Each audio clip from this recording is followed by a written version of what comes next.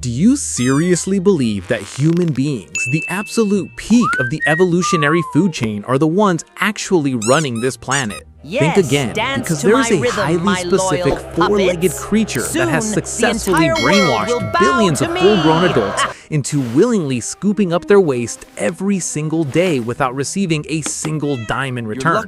Today is July 10th, which means it is officially National Cat Day in the United States, a day dedicated to celebrating the ultimate mini rulers of our households. But do not think this is just about cute furry pets, because behind those big innocent eyes lies a hidden history of silent world domination, evolutionary tactical deception, and biological frequencies that can literally alter human tissue.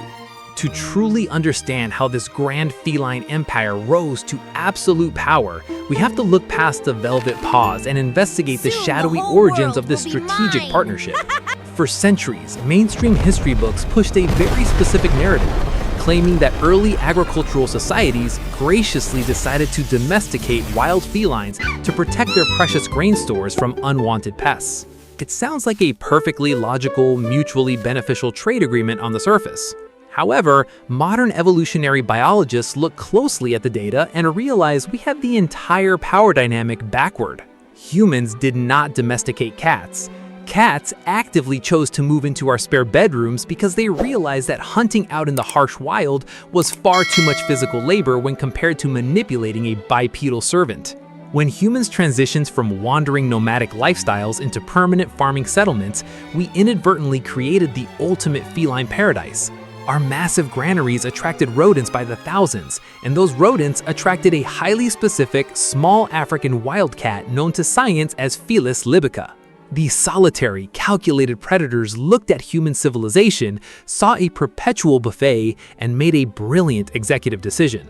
They realized that if they toned down their natural aggression just enough to not scare the giant hairless apes, they could secure a lifetime pass to a climate-controlled environment with unlimited snacks. Over thousands of years, they slowly altered their own genetic makeup, shrinking their bodies and expanding the size of their eyes to mimic the exact visual proportions that trigger a mammalian nurturing response. It was a slow-motion biological infiltration disguised as a friendly neighborhood pest control service. By the time the ancient Egyptians built their towering monuments, the feline infiltration was completely absolute. They managed to elevate themselves from casual garage mousers straight into the realm of literal divinity. The Egyptians were so thoroughly hypnotized by these creatures that they created an entire pantheon of feline deities, built massive temples in their honor, and introduced laws that made harming a cat a crime punishable by immediate permanent termination. If a house caught fire in ancient Alexandria, the primary emergency protocol was not to save the expensive furniture or the family heirlooms. It was to form a human perimeter around the structure to ensure the resident felines did not accidentally singe their whiskers. When a household cat passed away from natural causes, the entire family would plunge into deep public mourning, shaving off their own eyebrows as an external symbol of their profound grief. The animals were painstakingly mummified using premium linens and expensive aromatic oils, treated with the exact same royal dignity reserved for high-ranking government officials. Look, this entire global empire is managed through a highly sophisticated array of biological weaponry, starting directly with strategic acoustic warfare. You probably believe your pet meows because it has developed a deep emotional bond with you, or because it genuinely wants to engage in a friendly morning conversation.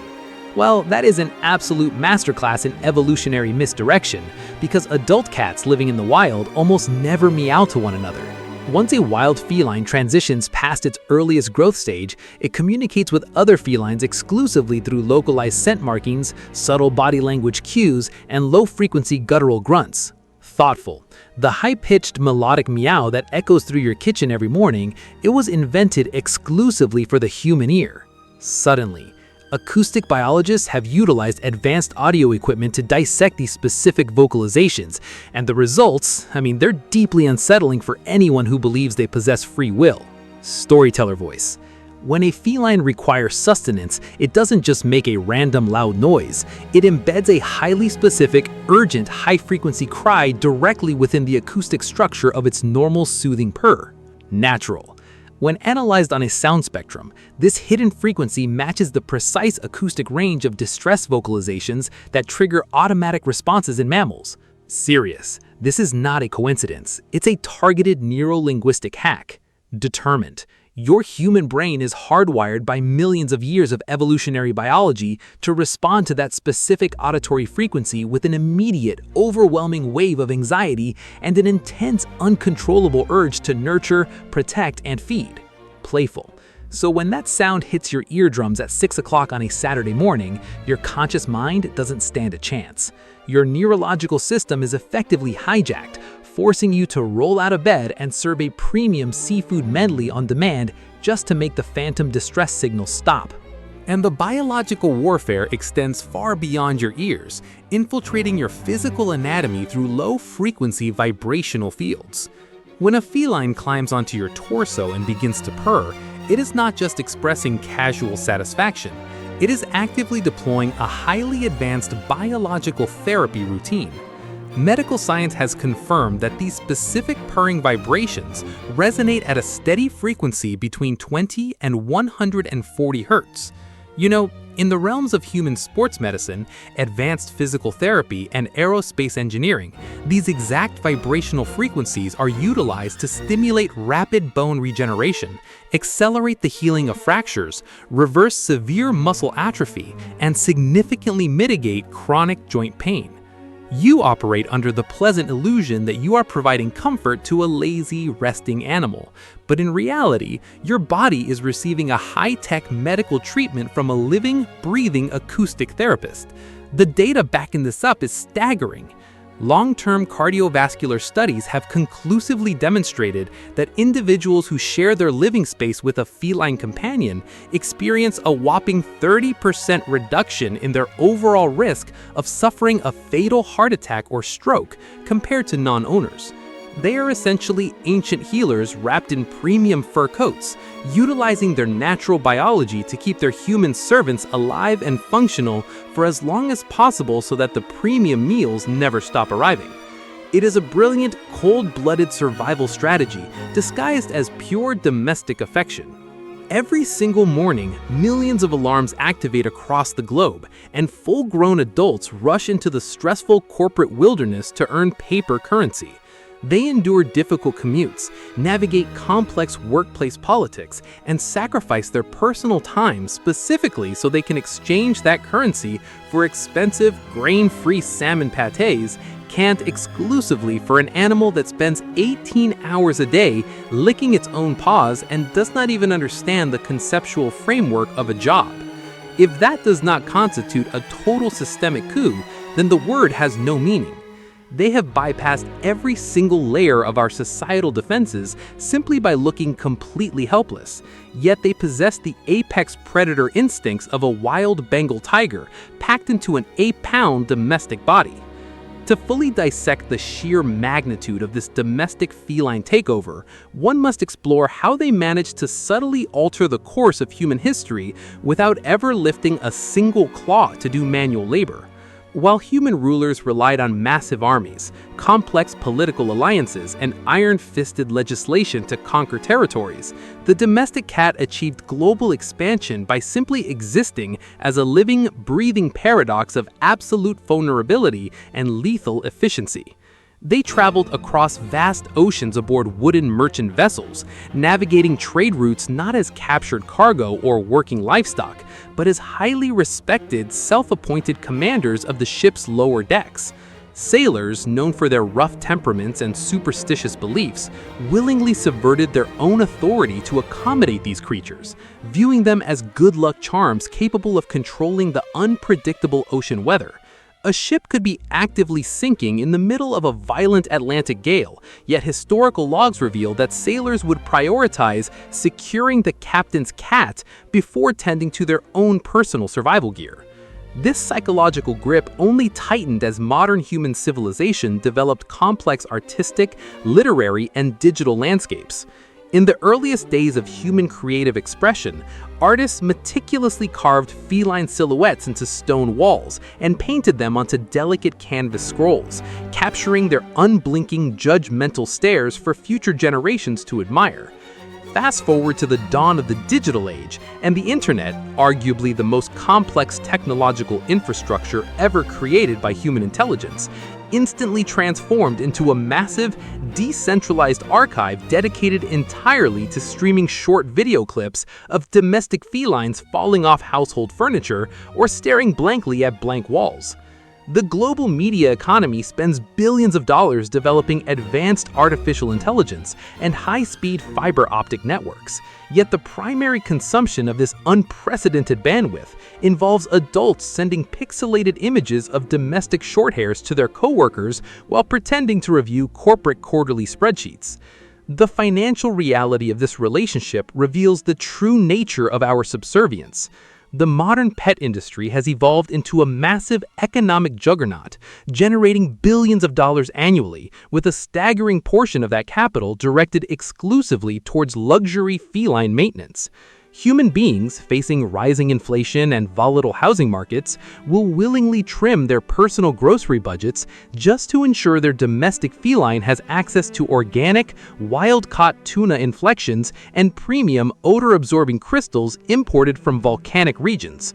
We build elaborate vertical climbing structures that mimic tropical jungle canopies, filling our living rooms with carpeted towers that clash horribly with our interior design, all for a creature that would ultimately prefer to spend its afternoon sleeping inside the discarded cardboard shipping box the tower arrived in. The emotional manipulation is so absolute that if an individual purchases a $500 automated self-cleaning litter box, the feline will routinely look at the expensive, high-tech machinery with utter disdain, walk past it, and deliberately deposit its waste on a freshly laundered pile of white towels. Now, after spending the absolute vast majority of your day catering to these four-legged household overlords and absorbing their healing biological frequencies, your human stomach is probably screaming for some physical fuel of its own. If you think human beings are historically terrible at sharing their geographic territory with animals, wait until you see how they fight over a simple, fried side dish. Let us take a sharp evolutionary turn, leave the modern living room behind, and fly back to the frozen winter of the year 1680 in Europe, where a massive historical food feud was about to change your local fast food menu forever. Today also happens to be National French Fry Day, but the very name of this global culinary staple represents a colossal historical deception. If you want to locate the actual birthplace of the crispy potato stick, you need to redirect your attention entirely toward Belgium, not France.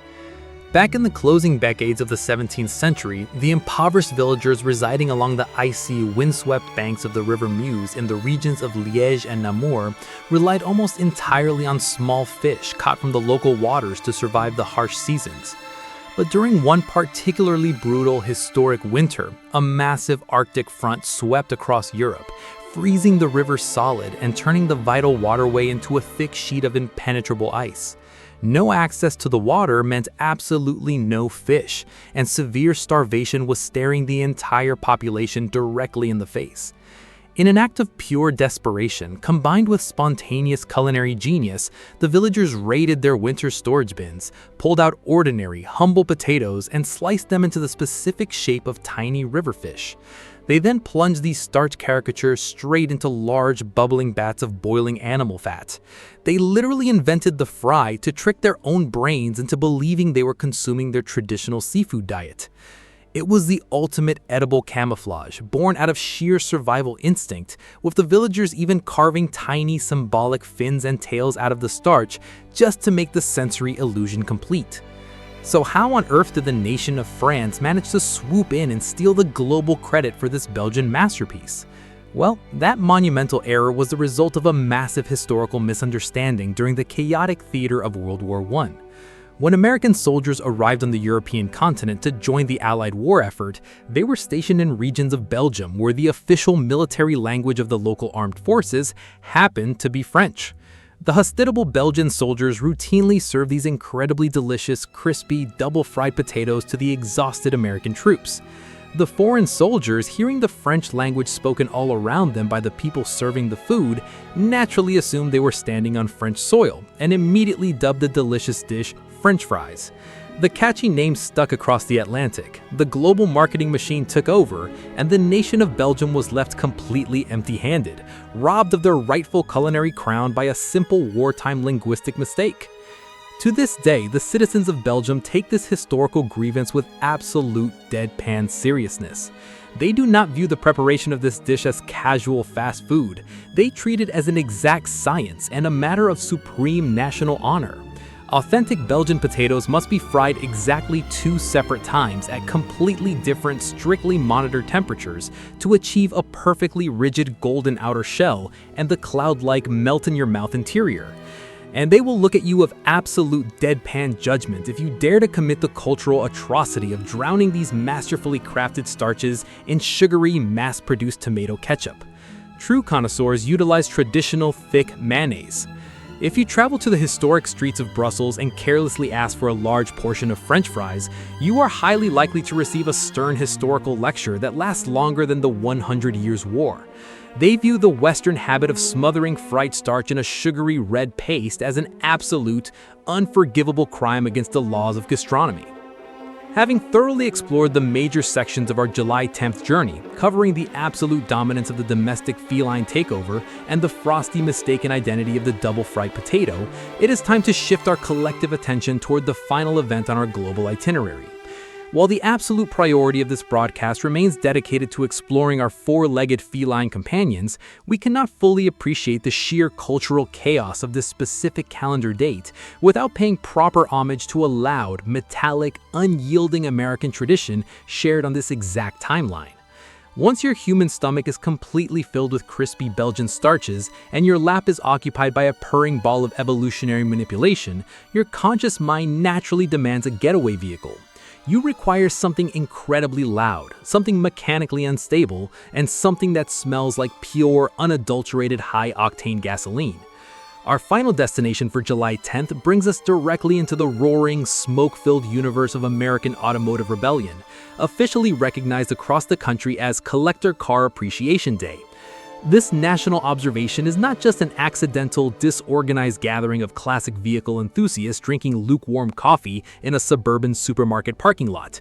To understand how this specific celebration became a permanent, ironclad fixture on the federal calendar, we have to look back to a massive corporate and cultural lobbying effort, spearheaded by the Specialty Equipment Market Association, commonly known to the mechanical world as SEMA. In the year 2009, this incredibly powerful automotive coalition walked straight into the historic chambers of the United States Senate.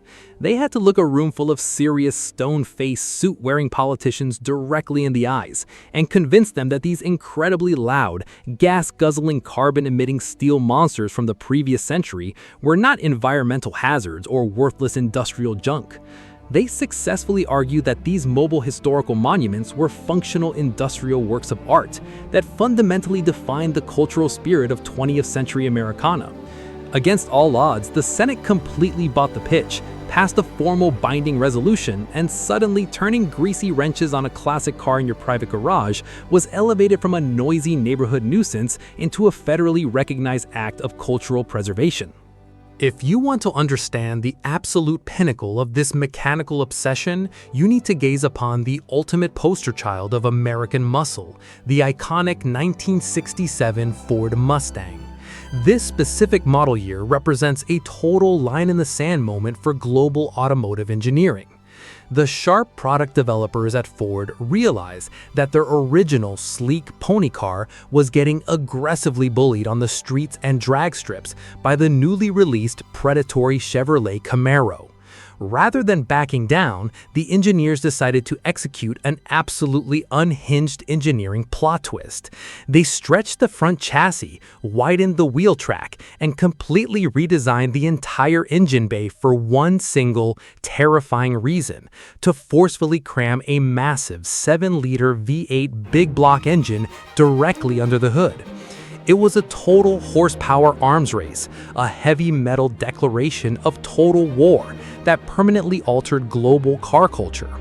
But here's the beautiful, terrifying catch that makes automotive historians laugh out loud today. The engineers at Ford spent 100% of their development budget giving this beast the straight-line acceleration of a military fighter jet, but they left the steering and braking technology completely stuck in the pre-war past. When you got behind the wheel of this machine, you were essentially driving a high-horsepower rocket ship controlled by a primitive steering box derived directly from a 1930s farm tractor. If an adult driver stepped on the gas pedal too hard while attempting to navigate a sharp corner, the vehicle would not turn. It would simply break traction and slide straight forward into a roadside ditch with absolute deadpan commitment. It was the definitive definition of a beautiful hazard, an 8-cylinder death trap wrapped in gorgeous flowing fastback sheet metal. If a driver tried to show off without possessing professional track experience, this machine would actively attempt to end their life before they could even shift the mechanical lever into third gear. Yet human beings are completely hardwired by evolution to love things that are highly dangerous, noisy, and financially irresponsible. That exact untamed, volatile nature is precisely why the classic car restoration movement has exploded from a niche garage hobby into a colossal global economic empire. This movement is not a casual pastime for eccentric mechanics. It is a staggering $10 billion a year industry in the United States alone. Restoration artists operate exactly like fanatical archaeologists, spending hundreds of grueling hours restoring a single dashboard instrument needle, or hunting through overgrown, forgotten junkyards for an original factory-correct mounting clip. They will take a rusted, completely mouse-infested metal shell pulled from a collapsed Midwestern barn, pour tens of thousands of dollars into raw steel, period-correct paint, and polished chrome, and watch the monetary value skyrocket to astronomical heights at a televised public auction. It is the ultimate form of modern alchemy, transforming literal, worthless scrap metal into liquid wealth through the power of pure, unadulterated nostalgia. When you step back and look at the entire cultural landscape of July 10th, you realize it is an absolute symphony of human contradiction. You start your morning kneeling before an 8-pound feline predator, letting its low-frequency biological vibrations heal your modern stress and lower your blood pressure. Then you feed your face a basket of double-fried Belgian potatoes born out of a 17th century starvation crisis and named after the wrong country due to a wartime language mix-up. Finally, you jump behind the wheel of a $10 billion restoration economy icon, firing up a roaring V8 engine that threatens to blow your eardrums out. It is a day where absolute comfort, historical deception, and high-octane horsepower collide into one singular timeline. So now the real question lands squarely on your shoulders. Which specific part of this July 10th madness makes you want to completely question reality? Are you currently living in a house where a small furry creature controls your sleep schedule with strategic acoustic warfare? Or are you currently dreaming about steering a dangerous 1967 muscle car into a sharp turn? Drop a comment below with your absolute honest answer, and let us know if you think humans are actually running this civilization, or if we're all just working 9-to-5 jobs to buy premium seafood cans for a species that hasn't left the living room since Tuesday.